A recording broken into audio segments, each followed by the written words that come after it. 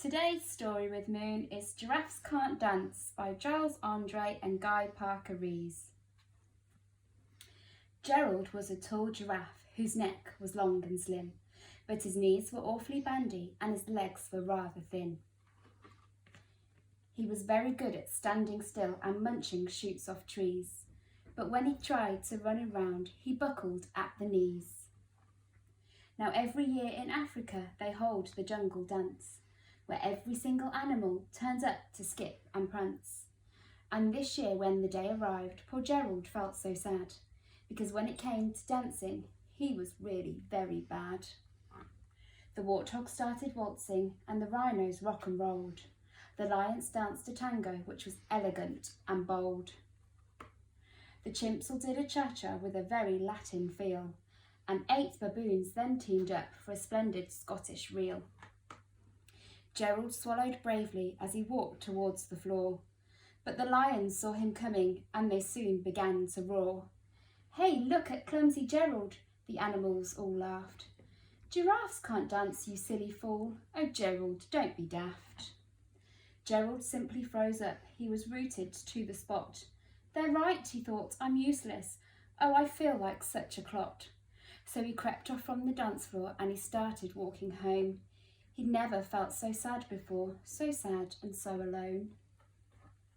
Then he found a little clearing and he looked up at the sky. "The moon can be so beautiful," he whispered with a sigh. "Excuse me," coughed a cricket who'd seen Gerald earlier on, "but sometimes when you're different, you just need a different song. Listen to the swaying grass and listen to the trees. To me, the sweetest music is those in the breeze. So imagine that the lovely moon is playing just for you. Everything makes music if you really want it to."